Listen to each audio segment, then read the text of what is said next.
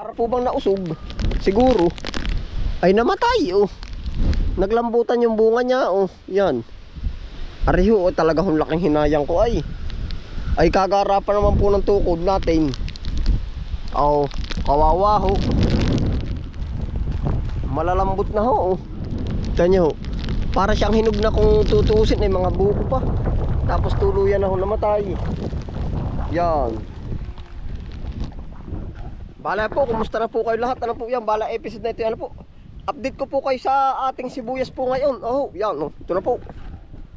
Ari po ay yung mga tira na sibuyas. Siguro papatabaan po natin ngayon. Ito. Oh. Yan. Papataba po tayo. Tapos po, aring ilang side, ilang plat na bagay nakuhaan. Ari po, isa. Ito po yung mga kinuhaan natin ng pananim. 1, 2, 3, 4. Ika-5 pala ari. 5 plat na po yung basyo dito. Alam niyo po yung basyo, yung wala ng tanim. Pero may nabenta na ho tayo dito sa 5 plat na 30 kilo.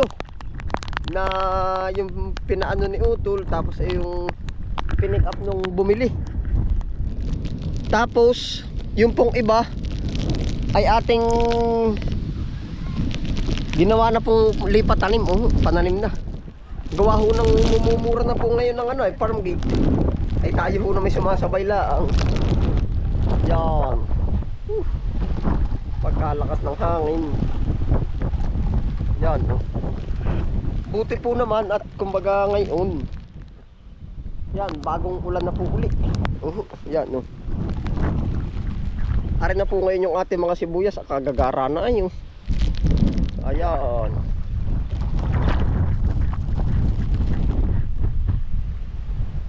Yan, ito na po yung ating mga sibuyas. Ngayon po papatabaan natin. At gawa ho ng yung iba dumidilaw. Para po mas gumarbo. Yun oh.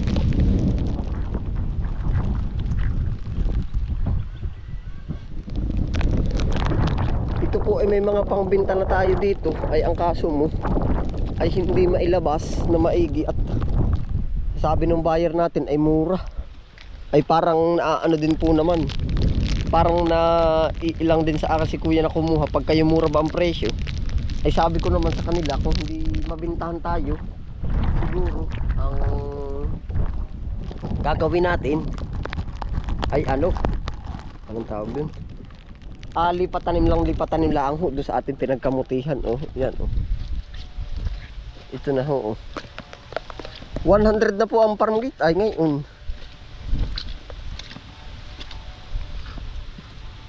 Gawa po ng nagiging kalaban natin ay from Laguna at saka ho Norte. Oh, ay umaano na.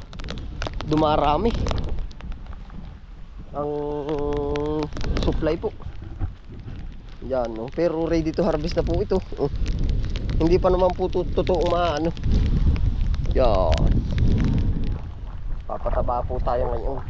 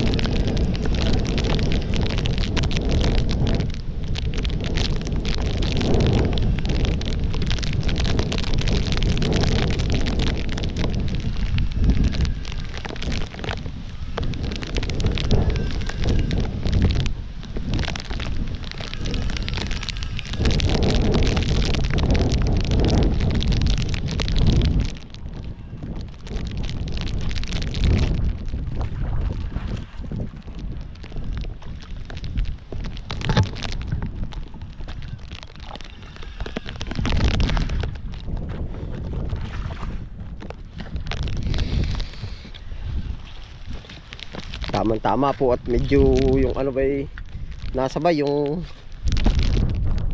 sinabayan natin yung ulan naman. Uli gawa ho nung nakaraan ay ilang ano na ho ilang araw nang napakalakas na init naman.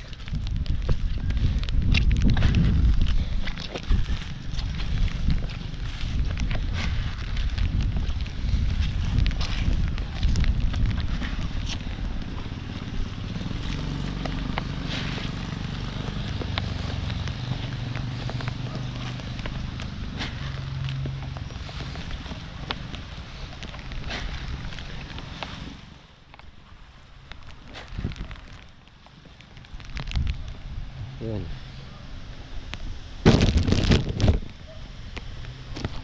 Idadamay na rin po natin sa pataba aring ating mga ornamental plant yan.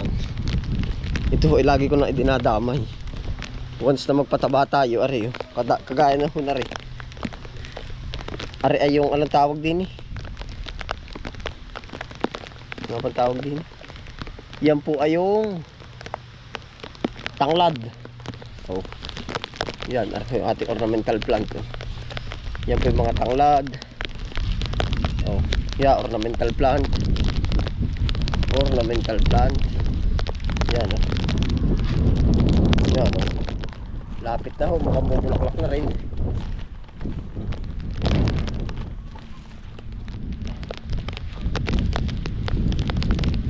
Babanta na ho ang bulaklak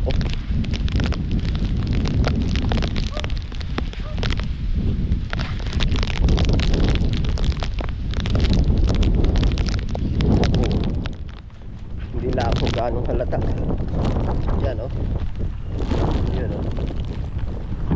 yun ito ho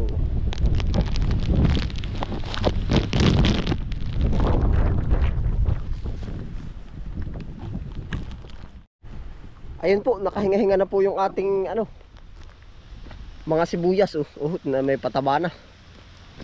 Pwede na rin yung iba ready to harvest na talaga kaso ito ang gaganda pa man din. Parang ganun din doon sa kamuti, ang dami nag-u-order. Pangkaso naman wala.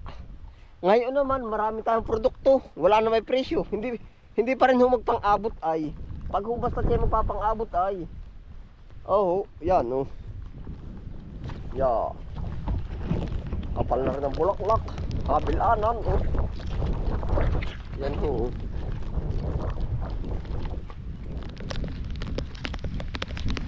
kabilanan ang bulaklak yan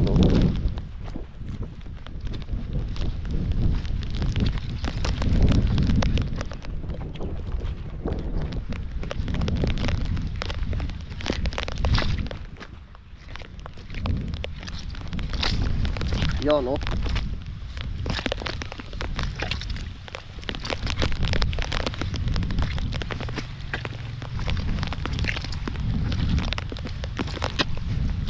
baka magpasibol na rin tayo ng bulaklak. Yung kukuha tayo ng pamunla natin sa bulaklak. Ayos na ho yan. Ari binabalakan natin tam na ng pecha inchik yung wansoy, boksoy. Yan ang balak natin diyan. Ito po mga harvesting pa to. Yan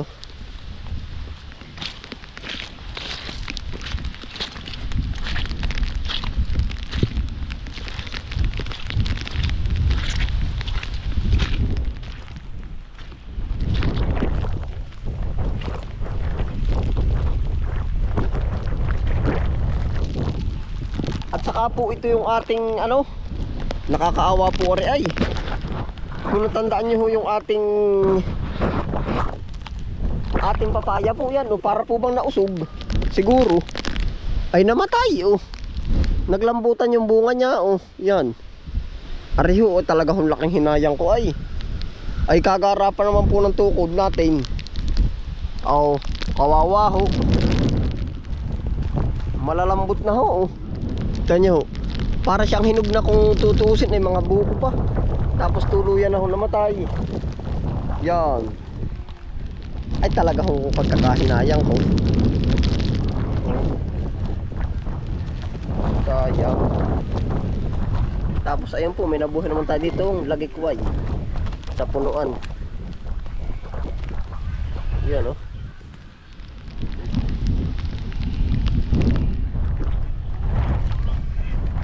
Sayang eh. Tapos ito po naman yung ating mga ibang ano, ampalaya.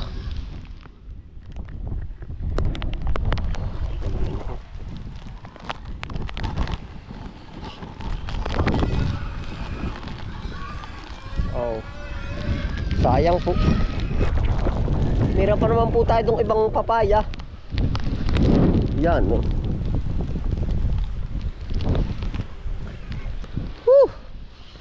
Tamang-tama, perfect po yung panahon. Yan. Ito na yung naging kapalit uli ng ating papaya. Para po sa akin yung panahon ay perfect. Gawa ng, sabi ko nga sa inyo, ilang days nung nakaraan na puro init po ay. Grabe yung init. Tapos ngayon na may halo na, ulan at init na oh. Yan.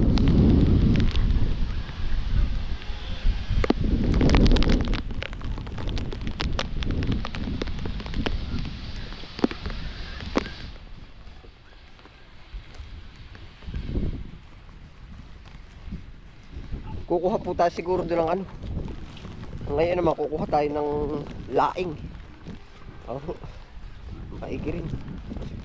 Pang konsumo na.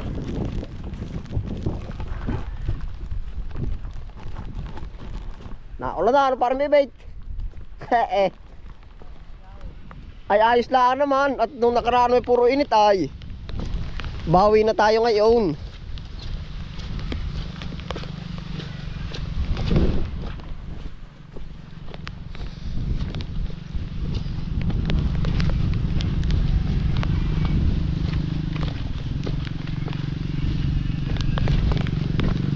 Yan oh. Ito yung mga laing, babawasan ho natin itong malalaki. Ilang puno lang. Yan. Dalahan ang laman.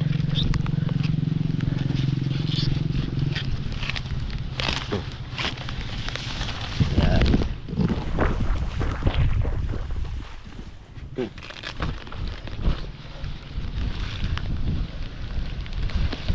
Harap yung pang konsumo na natin. Yan. Ayos na ho ari. Yeah, ito po ang ating ganap po ngayon sa bukid, maulan. Tapos kumuha na rin tayo ng pangonsumo. Lamig.